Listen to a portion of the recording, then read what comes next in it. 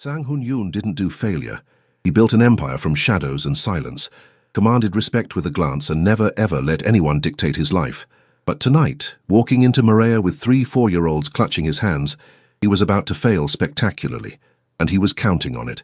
His grandmother had orchestrated this blind date with the relentless precision of a military general. "You need a wife, Sang-hoon. Those girls need a mother." He'd tried everything. Excuses, deflection, outright refusal. Nothing worked. So he decided on nuclear option. Bring the girls. No woman would stay once she saw he came with a package deal. Hae-won tugged his hand. "Appa, why are we dressed fancy?" Yoona pressed closer to his leg, overwhelmed by the restaurant's elegance. Yoonji pointed at the chandeliers. "Pretty lights." His chest tightened. They deserved better than this circus. But one awkward dinner would buy him 6 months of peace from his family. Then he saw her. Across the restaurant, a woman in a simple navy dress stood, scanning the room. Her dark skin glowed under the ambient lighting, her natural curls framing her face. She looked nervous. When her eyes found his and the 3 small faces beside him, he braced for the inevitable. The polite smile, the manufactured excuse, the quick exit. Instead, she walked straight toward them and smiled. Not the tight, uncomfortable smile he expected. A real one. Warm. Curious. "Hi," she said, crouching to the girl's eye level. "I'm Sana. And who are these beautiful princesses?" For the first time in years, Sang Hun-yoon had absolutely no idea what to do. Sana Mitchell had learned early that life rarely went according to plan. Growing up in Brooklyn, working 2 jobs through nursing school, watching her mother stretch every dollar, she understood that survival meant adaptability. But tonight felt different. Tonight felt like possibility. The dating app profile had been sparse. Sang-hoon, 36, business owner, father. The photos showed a strikingly handsome Korean man with intense eyes and sharp features. No smile. Something in his expression suggested walls built high and thick. She'd almost swiped left, but then she'd noticed the background of one photo, a child's drawing taped to what looked like a home office wall. A father who displayed his daughter's art. That detail made her swipe right. What she hadn't expected was 3 daughters, or that they'd be at the restaurant, or that the man walking toward her reservation table would look like he stepped out of a Korean drama. Tailored black suit, white shirt with the top buttons undone, an intricate tattoo visible on his neck. Power radiated from him like heat. The logical response would be to leave. This was clearly a test, a barrier, a way of saying, "I'm not available." But Sana had spent her entire nursing career reading people, understanding what they needed even when they couldn't articulate it. And these little girls, they needed someone to see them, really see them. So she walked forward, crouched down, met their eyes. "I'm Hae-won," the first girl announced, chin lifted with unmistakable authority. "I'm 4.5. That's Yoona. And that's Yoonji. We're triplets." "Triplets?" Sana's smile widened. "That's amazing. I bet you 3 are unstoppable together." Yoona's grip on her father's pant leg loosened slightly. Yoonji bounced on her toes. "Do you like pancakes?" "Appa makes pancakes on Sundays, but they're always burned on the bottom." Sana laughed, genuine, bright. "The secret is lower heat and patience. Maybe I could show him the trick sometime." She straightened, finally meeting Sang-hoon's gaze directly. Up close, his features were even more striking. High cheekbones, a strong jaw, eyes that assessed her with unnerving intensity. But beneath that scrutiny, she caught something else. Surprise. Maybe even hope. "You're still here." His voice was deep, accented slightly, carrying an edge of disbelief. "Should I not be?" She tilted her head, curious. "Most women leave when they see I come with complications." Sana glanced at the 3 pairs of dark eyes, watching their exchange with keen interest. "These aren't complications. They're blessings." She looked back at him, unwavering. "And I'm not most women." Something shifted in his expression. Just a flicker, but she caught it. The maitre d' appeared, gesturing toward their table. Sang-hoon hesitated for just a moment, then nodded. At the table, the girls climbed into their seats with practiced efficiency, clearly accustomed to fancy restaurants. Hae-won sat beside her father, protective. Yoona chose the seat next to Sana without prompting, her movements tentative but deliberate. Yoonji bounced between excitement and distraction. "So," Sana began, opening her menu but keeping her attention on the girls, "what's your favorite thing to do together?" "We watch cartoons," Yoonji volunteered immediately, "and Appa reads us stories, but he does all the voices wrong." Sang-hoon's jaw tightened almost imperceptibly. I do my best. What stories do you like? Sana asked, leaning forward with genuine interest. Yuna spoke quietly, her voice barely above a whisper. Princess stories, but not the scary ones. Sana nodded seriously. Smart choice. Some of those old fairy tales are actually pretty dark. My mum used to read me stories about African queens and warriors, real women who were brave and strong. Would you like to hear about one? 3 heads bobbed in unison. For the next 15 minutes, Sana wove the tale of Queen Nzinga, who negotiated with Portuguese colonizers and defended her kingdom with strategic brilliance. She made her voice dynamic, bringing the story to life. The girls hung on every word. Sang-hoon watched, his expression unreadable but his attention absolute. When their food arrived, Sana seamlessly helped cut Yuna's chicken without being asked, corrected Yoonji's grip on her fork with gentle humor, and listened to Haiwon's detailed explanation of why strawberries were better than blueberries. You're good with them. Sang-hoon's voice was low, meant only for her. I work in pediatrics, she replied, spearing a piece of asparagus. Kids respond to authenticity. They know when you're pretending. And you're not pretending. She met his eyes directly. No, I'm not.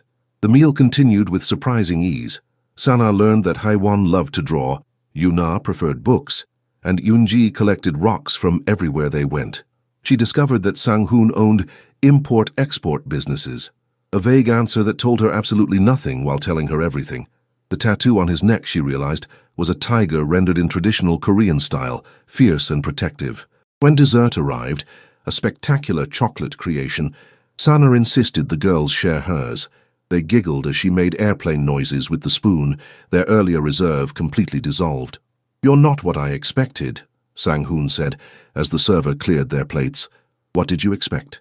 Someone who would run. His honesty was unexpected, disarming.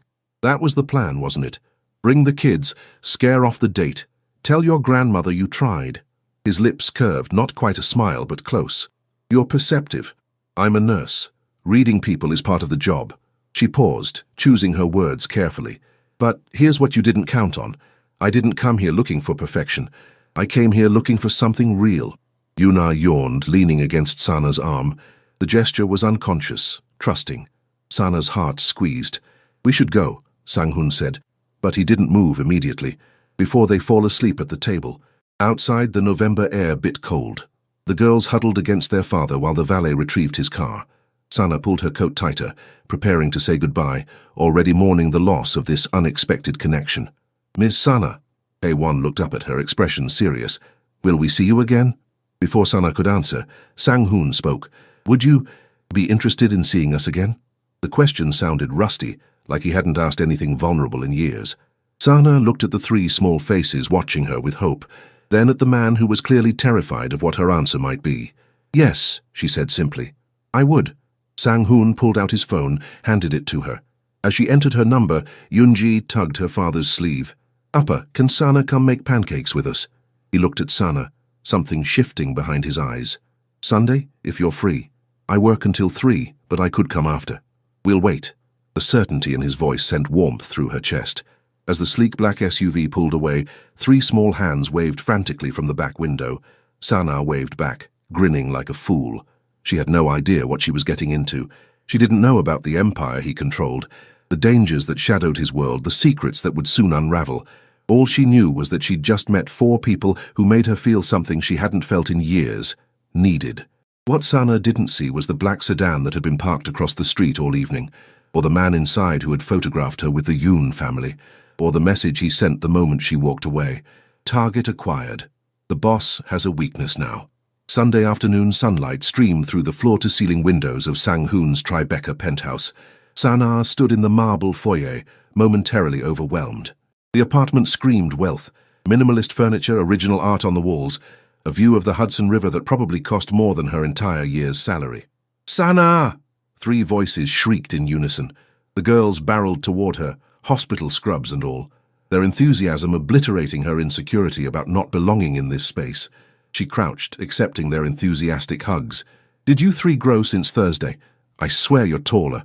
We're the same, Haiwon said seriously, but she was grinning. Appa said you'd come, but Yuna was worried you wouldn't. Yuna flushed, hiding partially behind her sister. Sana reached out, gently tugging one of Yuna's braids. I promised, didn't I? And I always keep my promises. Sang-hoon emerged from what she assumed was the kitchen, barefoot, wearing dark jeans and a simple white t-shirt. Casual looked good on him, dangerously good. The neck tattoo was fully visible now, the tiger seeming to prowl across his skin. You came. Relief colored his words. Did you really think I wouldn't? People say a lot of things they don't mean. The statement carried weight, history. Sana straightened, meeting his gaze evenly. I'm not people.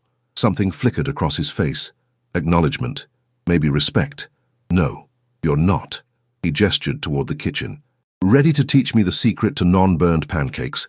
The kitchen was a chef's dream, sleek, modern, equipped with appliances that probably required instruction manuals. Ingredients were laid out with military precision. Flour, eggs, milk, butter, vanilla. Measuring cups arranged by size. You're very organized, Sana observed, washing her hands. Control is necessary in my life. He said it matter-of-factly, without elaboration. Cooking requires a different kind of control, she said, pulling her braids into a bun. It's about feel, intuition, flexibility. Recipes are guidelines, not rules. He looked uncomfortable with that concept. Sana smiled, reaching for the mixing bowl. First lesson, cooking is about making mistakes and learning from them. It's supposed to be fun. The girls climbed onto bar stools, watching with rapt attention. Sana handed Yoonji the measuring cup for flour. You want to fill it just to the line, see? Then use the back of a knife to level it off.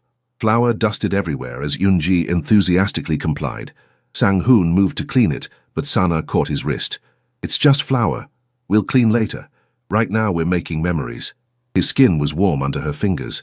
She released him quickly, focusing back on the task. Yuna, want to crack the eggs? The shy girl nodded, taking an egg with careful reverence. Under Sana's patient guidance, she cracked it perfectly. Her face lit up with pride. I did it! You absolutely did. Sana high-fived her. Hey, One, you're in charge of stirring. But here's the secret. You want to mix until it's just combined. Over-mixing makes pancakes tough. Sang-hoon watched the entire process with laser focus, as if committing every movement to memory. When Sana tested the griddle temperature with a drop of water, he moved closer. This is the crucial part, she explained. Medium-low heat, not high. That's where you've been going wrong. High heat burns the outside before the inside cooks. Patience. He said the word like it was foreign. Patience, she confirmed. Watch for bubbles to form on the surface, then flip. One flip only. The first pancake emerged golden. Perfect. The girls cheered. Sang-hoon's expression softened, just barely, but enough. Your turn, Sana said, handing him the ladle. His hand brushed hers as he took it. Their eyes met, held. The kitchen felt suddenly smaller, warmer. Then Yoonji's voice broke the moment. Appa, you have to flip it now. He flipped. The pancake was perfect. The girls erupted in applause. Something in Sang-hoon's posture shifted. Pride, maybe, or relief at doing something right for them. They made a mountain of pancakes, the girls helping with increasingly chaotic enthusiasm. Flour covered every surface. Batter splattered the counter. The kitchen looked like a disaster zone. Sang-hoon, who clearly valued order and control, didn't say a word about the mess. He was too busy watching his daughters laugh.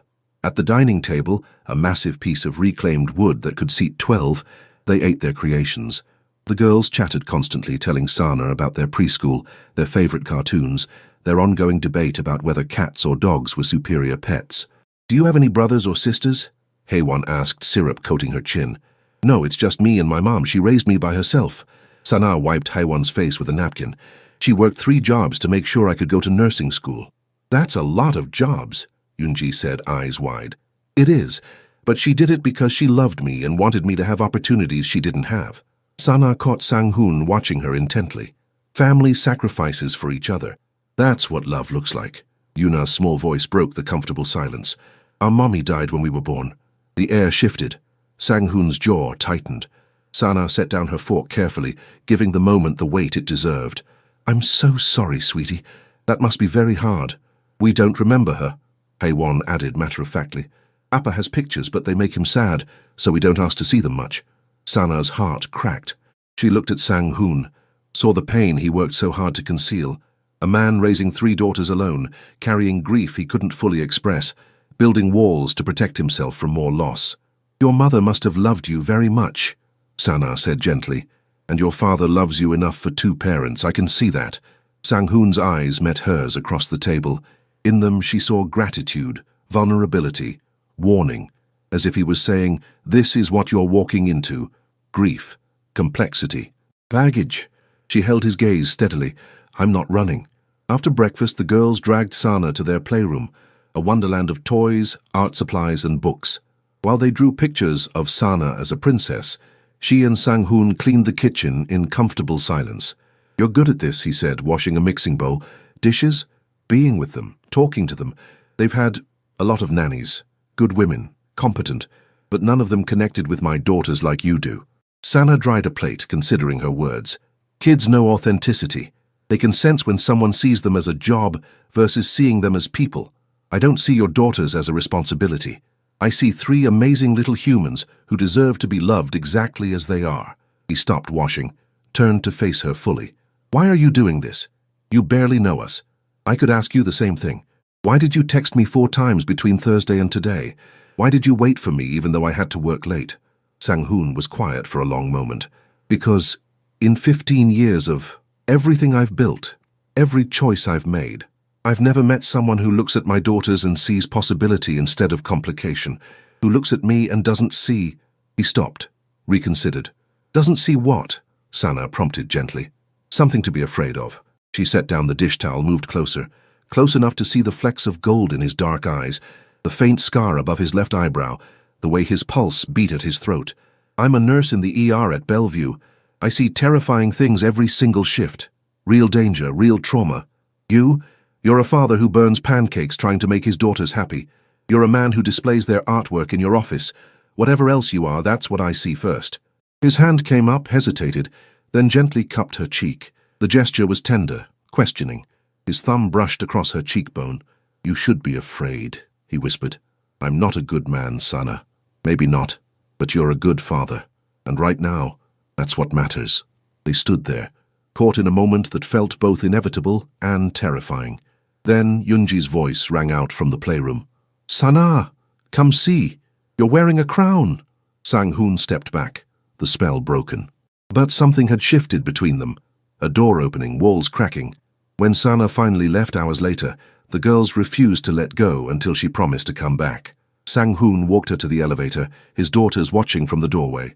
I need to tell you something, he said as the elevator approached. My life is complicated. There are things about my work, my family, my world that might make you want to run.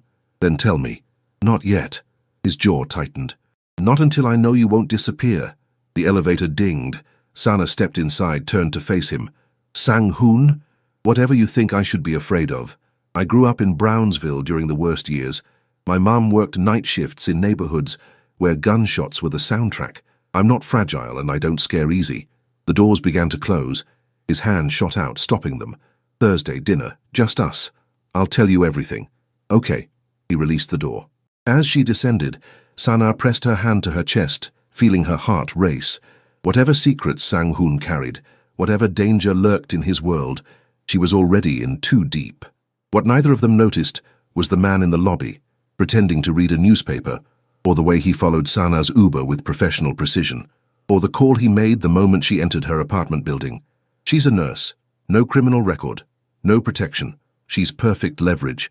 A pause. Yes, sir. The moment you give the word.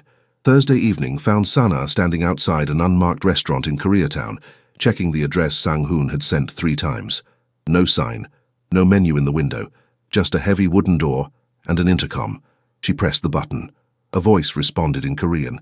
Before she could attempt to explain, the door clicked open. Inside, soft lighting illuminated a space that felt more like someone's home than a restaurant. Private booths lined the walls. Traditional Korean artwork decorated the space. The scent of sizzling beef and garlic filled the air. A woman in elegant hanbok approached, bowing slightly. Ms. Mitchell? Mr. Yoon is waiting. She led Sana through the restaurant to a private room in the back. Sang-hoon stood as she entered, and Sana's breath caught. He wore a tailored charcoal suit, white shirt with 4 buttons undone, the tiger tattoo on full display. His hair was styled back, revealing the sharp planes of his face. He looked like power incarnate, dangerous, magnetic. You came. The relief in his voice was unmistakable. I said I would. She moved to the low table, accepting his help to sit on the floor cushions. Though I'm starting to think you have trust issues. A ghost of a smile touched his lips. You have no idea.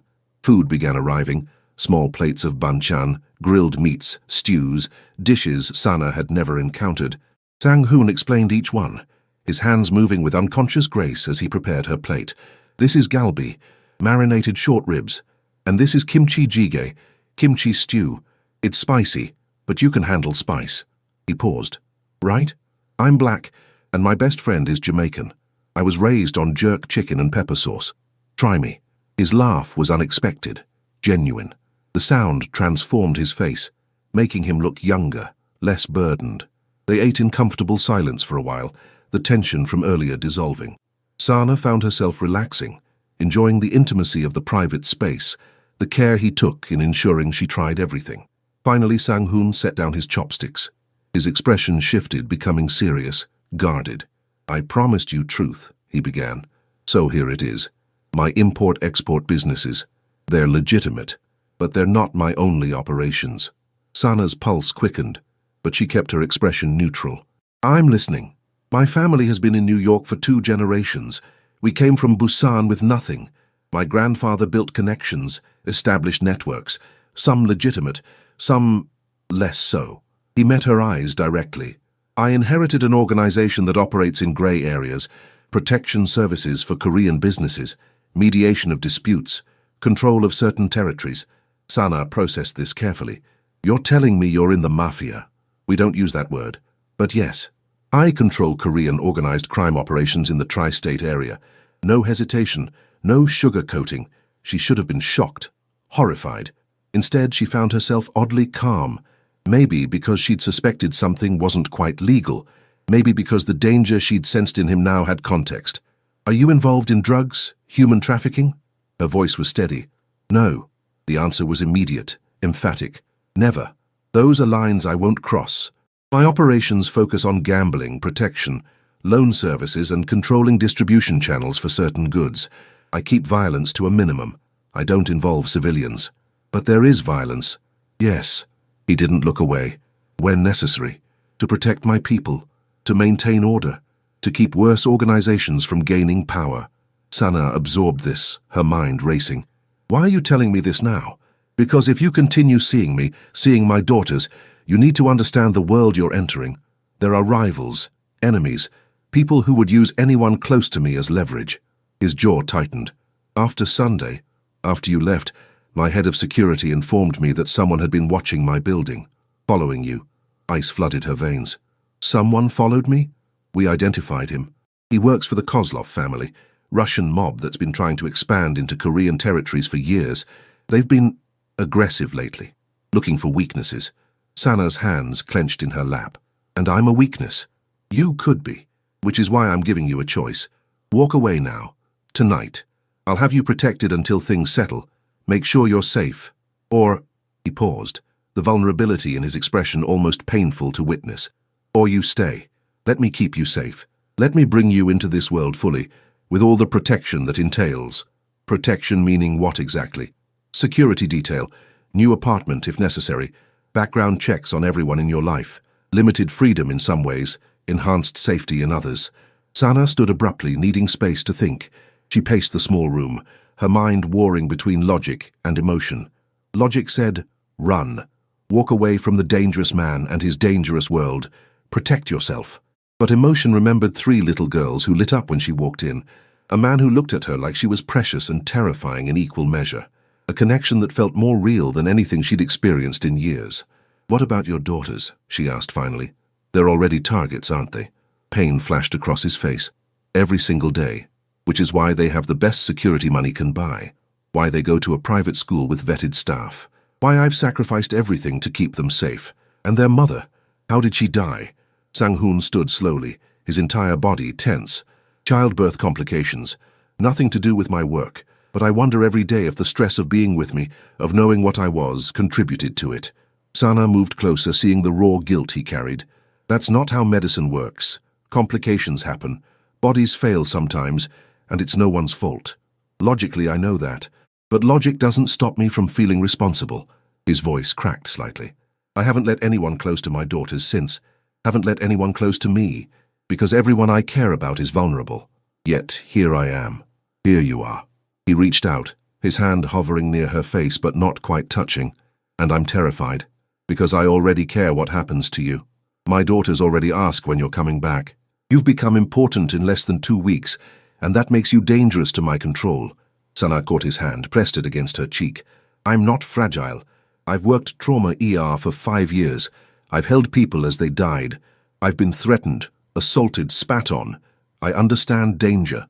She turned her head, pressing a kiss to his palm. What I need to know is, do you want me in your life? In their lives? Or is this obligation? Guilt? Protection instinct? His other hand came up, framing her face with both hands now. His thumb traced her lower lip, his dark eyes tracking the movement. I haven't wanted anyone in 15 years, haven't let myself feel anything beyond duty and anger and determination. Then you walked into that restaurant, crouched down to my daughter's level and smiled at them like they were the most important people in the world. His voice dropped to a whisper. And I wanted. For the first time since losing my wife, I wanted something for myself. Sana's breath caught. What do you want? You. Them. A life that feels like more than just survival. His forehead touched hers. But I can't ask you to risk everything for possibility. You're not asking. I'm choosing. She pulled back enough to meet his eyes directly. I choose this. I choose them. I choose you. The kiss was inevitable. His lips met hers with a desperate tenderness, like a man who'd been starving and finally found sustenance. Sana melted into it, her hands fisting in his suit jacket, pulling him closer. When they finally broke apart, both breathing hard, Sang-hoon rested his forehead against hers. There's more you need to know. My family, my grandmother especially, she's traditional. She won't approve of you. Because I'm black, yes. And because you're not Korean. Not connected to the organization. An outsider. He looked pained. She'll make things difficult. Sana straightened her shoulders. I've dealt with racism my entire life. In school, in nursing school, at work. From patients, from other staff. I'm not naive about what I'm walking into. She cupped his jaw. But I'm not backing down either. Those girls deserve happiness. You deserve happiness. And if your family can't see that, that's their loss. Sang-hoon pulled her close, burying his face in her braids. You're extraordinary. I'm stubborn. There's a difference. They spent the rest of the evening talking, really talking. He told her about his childhood in Flushing, learning the family business, the weight of expectations. She shared stories of her mother's strength, her journey through nursing school, the patients who changed her perspective on life. When they finally left the restaurant, Sang-hoon insisted on driving her home personally. His security followed in a second vehicle, a reality she'd need to adjust to. At her apartment building in Crown Heights, he walked her to the door. The neighborhood was worlds away from his Tribeca penthouse, worn brownstones, corner bodegas, the sound of hip-hop drifting from open windows. This is your home? He asked, not judgmental, just observing. This is my home. I grew up 3 blocks from here. My mom still lives in the neighborhood. This is my community. He nodded slowly. Then we'll make sure it stays safe. She unlocked her door, then turned back. Sang-hoon, thank you for telling me the truth, for trusting me. Thank you for staying. He kissed her forehead gently. I'll have someone watching the building tonight. Just precaution. Okay. She accepted this new reality with surprising ease. Inside her studio apartment, Sana leaned against the door, processing everything. She'd just committed to a relationship with a crime lord. She was being followed by rival gangs. She'd need security protection. By all logic, she should be terrified. Instead, she felt oddly certain, like every choice in her life had led to this moment. Her phone buzzed. A text from Sang-hoon. The girls want to know if you'll come to their dance recital Saturday. Front row seats, naturally. Sana smiled, typing back, I wouldn't miss it for anything. 3 blocks away, in a black sedan, a man raised his camera and photographed her illuminated window. He sent the image with a simple message. She knows what he is, and she stayed. This changes the game. Saturday morning, Sana stood in the wings of a small theater in Manhattan, watching 3 tiny ballerinas in pink tutus nervously await their cue. Haewon stood at attention, Yuna fidgeted with her hair, and Eunji waved enthusiastically at every adult who passed. Sang-hoon materialized beside her, his presence commanding even in the chaos of excited 4-year-olds. You came early. The girls asked me to help with their hair. She gestured to the elaborate buns she'd constructed, complete with tiny tiaras. Besides, I wanted to see them before the performance. First recital energy is real. His hand found hers, fingers intertwining. The casual intimacy of the gesture sent warmth through her chest. In the 5 days since their dinner, they'd texted constantly, talked on the phone for hours. But this, standing together, watching his daughters, feeling like a unit, this felt significant. My grandmother is here, he said quietly. Front row. She insisted on attending. Sana's stomach tightened. Does she know about me? She knows you exist. She doesn't know how important you've become. His jaw tensed. She'll try to intimidate you. It's her way. Good thing I don't intimidate easily.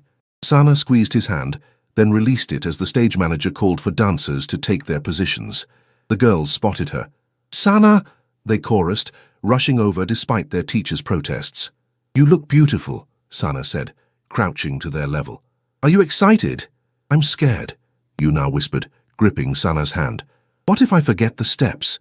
Sana cupped her face gently. Then you make up new ones. Dance is about feeling the music, not perfection. And you know what? Your Appa and I will be right there in the front row cheering for you no matter what, okay? Yuna nodded, her anxiety visibly easing. Haiwan tugged Sana's sleeve. Is Halmione being nice to you? The question was telling. These girls already knew their great-grandmother could be difficult. I haven't met her yet, hey, but don't worry about grown-up stuff. Today is your day to shine. The stage manager herded the dancers toward the stage entrance. Sana straightened, feeling Sang-hoon's presence behind her like a shield. She already loves you, he murmured, watching Haiwan's protective question register. They're easy to love. In the auditorium, Sang-hoon led her to the front row. An elderly Korean woman sat center, her posture impeccable, her expression carved from stone. She wore traditional hanbok in deep burgundy, her silver hair pulled into an elegant bun. Despite her age, power radiated from her. Sang-hoon spoke in Korean, gesturing to Sana. The woman's eyes, sharp, assessing, swept over Sana from head to toe. Then she responded in English, her accent thick but her words precise. So, you are the nurse. Not a question, an assessment. Sana bowed slightly, remembering the cultural respect protocols Sang-hoon had mentioned. Yes, Halmione. I'm Sana Mitchell. It's an honor to meet you. You speak no Korean. Not yet, but I'm willing to learn. The woman's lips thinned. Willing. Many things require more than willingness. She switched to Korean, speaking rapidly to Sang-hoon. He responded, his tone respectful but firm. The lights dimmed. Conversation ceased. But Sana felt the tension radiating from the woman beside her, a silent war being waged. Then the music started and 3 little girls twirled onto the stage.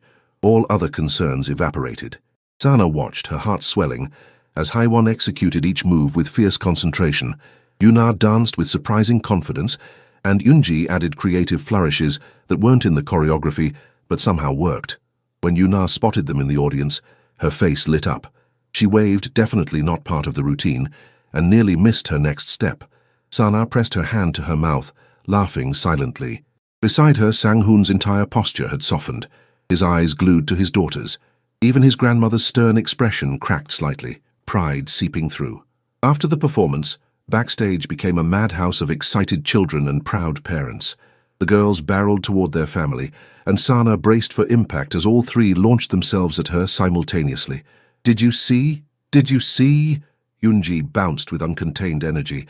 You were all magnificent, absolute stars. Sana hugged each of them, her voice thick with genuine emotion. Sang-hoon's grandmother watched this interaction with an unreadable expression. When the girls finally released Sana and ran to show their great-grandmother their flowers, the elderly woman spoke again. They like you, stated as fact, not approval. I like them. They're remarkable children, because their father raised them well, alone, without outside interference. Sana recognized the barb for what it was.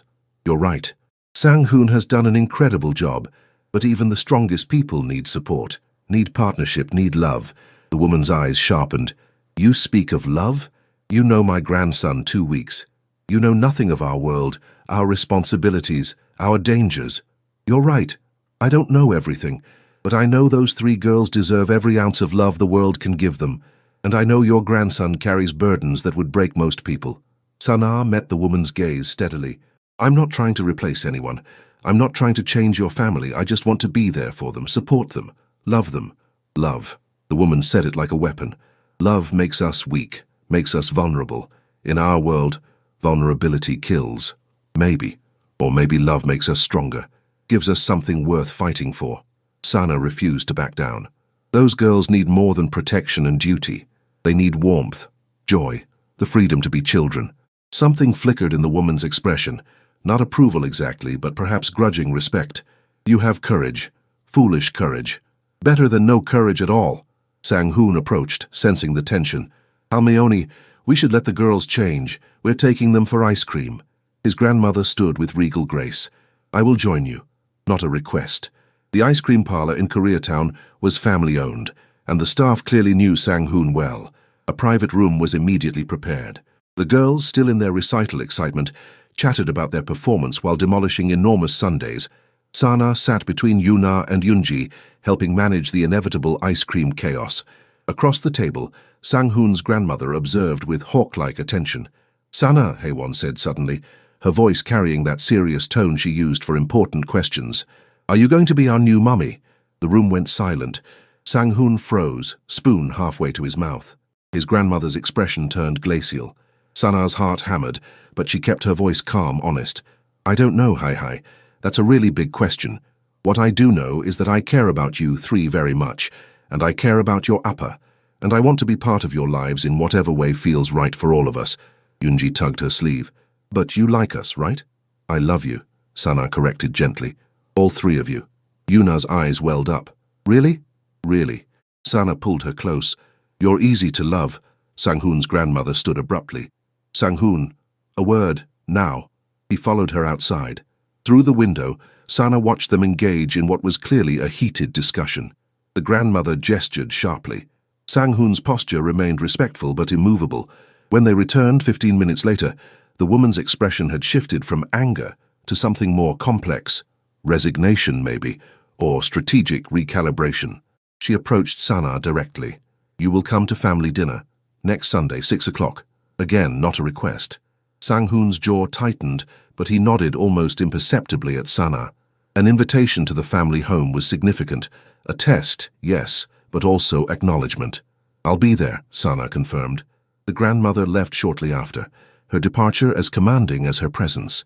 The girls immediately relaxed, the tension they'd been unconsciously holding melting away.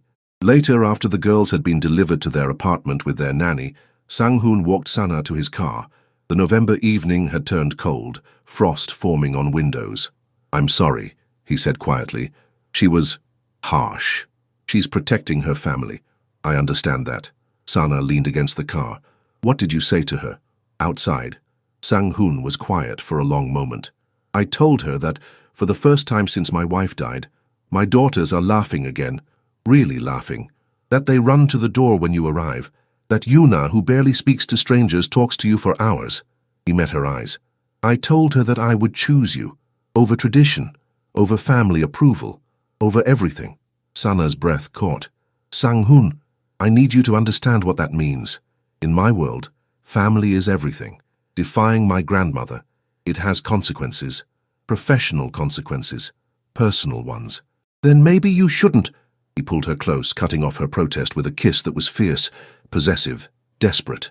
When he pulled back, his forehead rested against hers. Don't ask me to choose between you and my family, because I've already chosen. It's you. It's always going to be you. Sana's eyes burned. That's a lot of pressure. I know, but you asked for honesty. That's my truth. You and my daughters. You're my family now. Everything else is just politics. They stood there in the cold, holding each other, both aware that they'd crossed a line that couldn't be uncrossed. Sana had been welcomed into a world of danger and tradition. Sang-hoon had declared his choice to his family. There was no going back now. What neither of them saw was the figure in the shadows across the street, or the camera capturing their embrace, or the call being made to a number in Brighton Beach. The grandmother disapproves, but he's chosen the nurse anyway. Family drama we can exploit. A pause.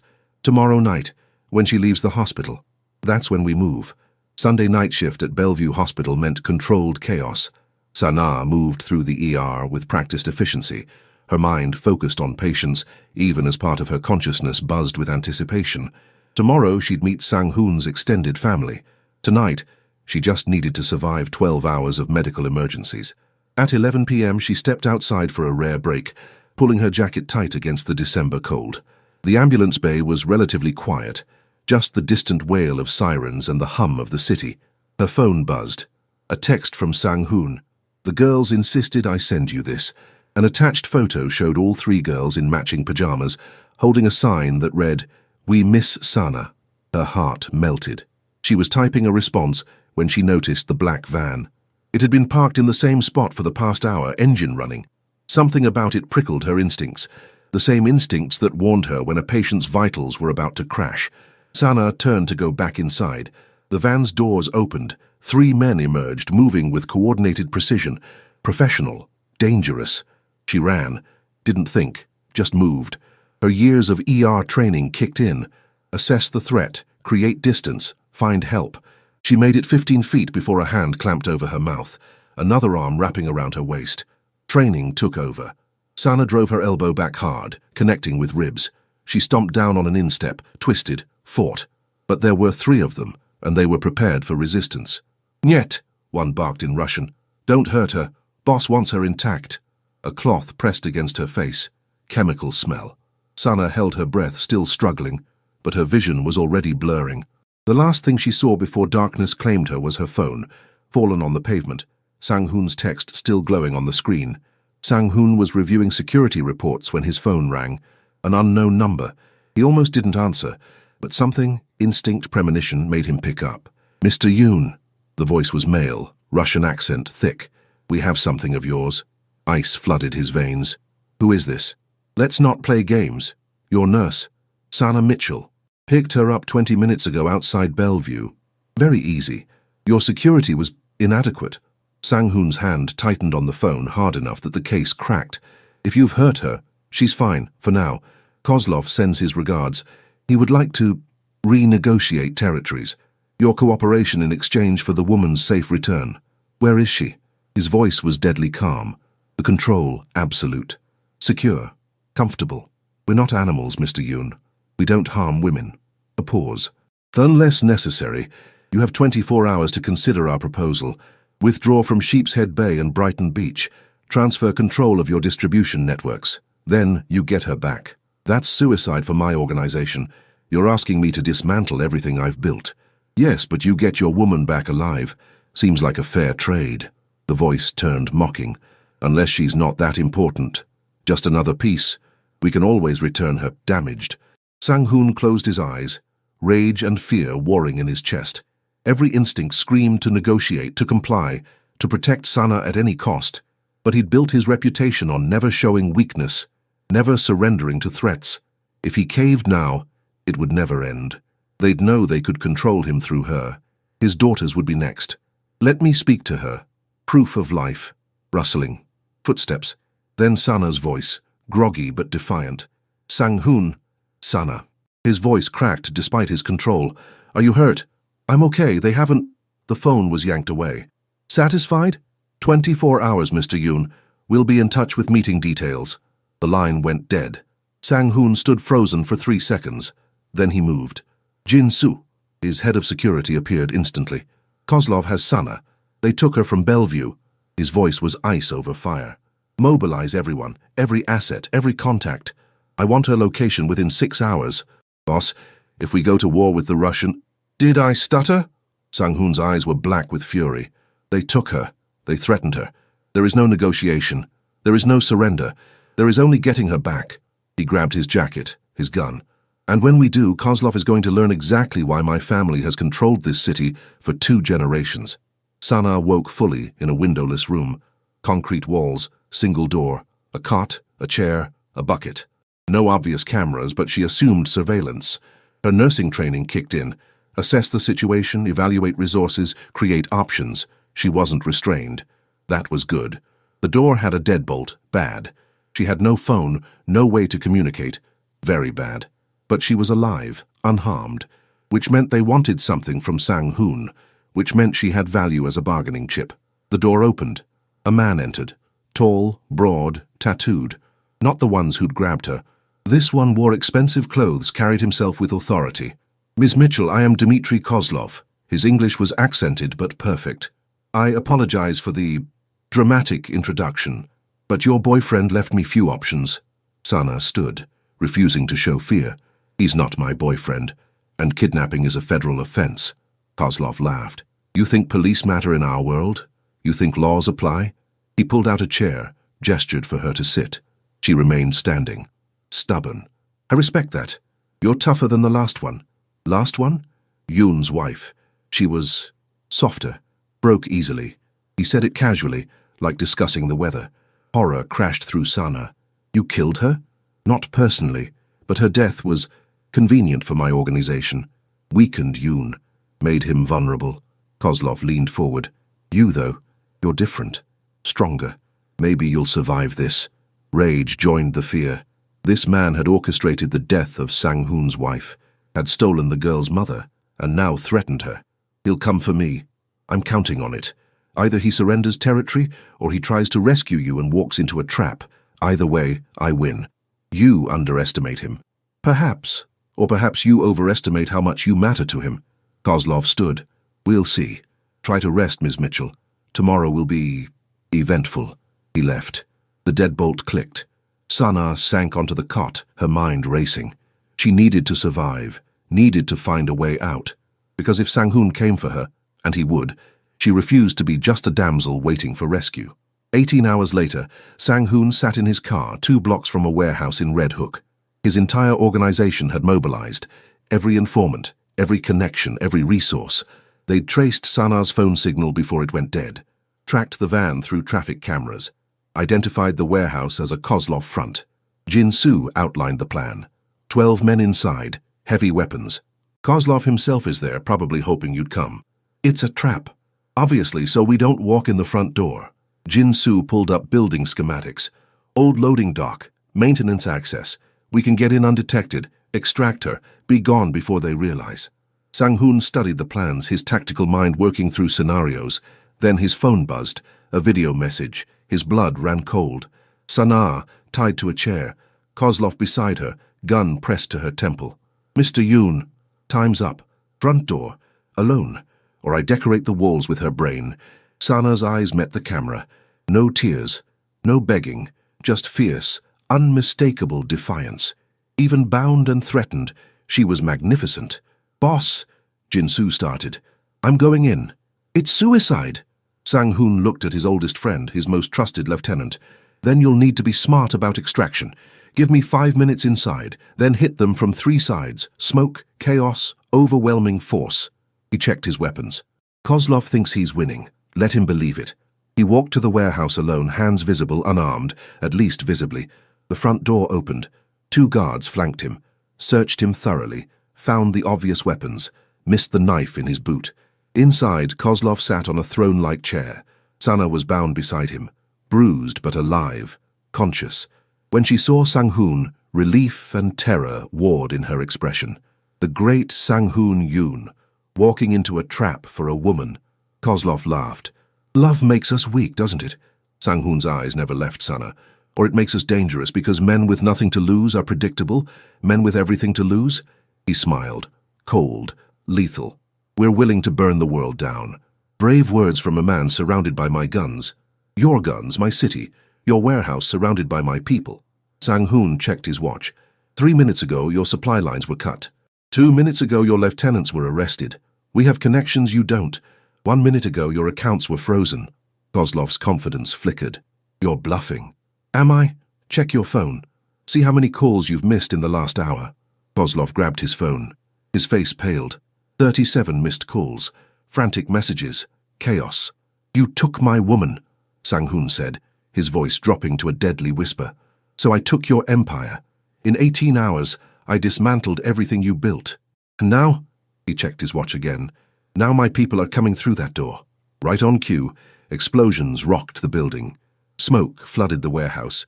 Gunfire erupted. Chaos. Sang-hoon moved, retrieved his boot knife, cut Sana's bonds in seconds. Can you run? After 19 hours tied up? Watch me. He pulled her close, shielding her body with his as they moved through the chaos. Jin-soo appeared, providing cover. They fought their way to the loading dock, every step a battle. Behind them, Kozlov screamed orders, but his men were scattered, confused, outnumbered. Outside, Sang-hoon bundled Sana into an armored SUV. Only when the doors closed and they were moving did he finally let himself breathe. "You came," Sana whispered, her voice breaking. "Did you think I wouldn't?"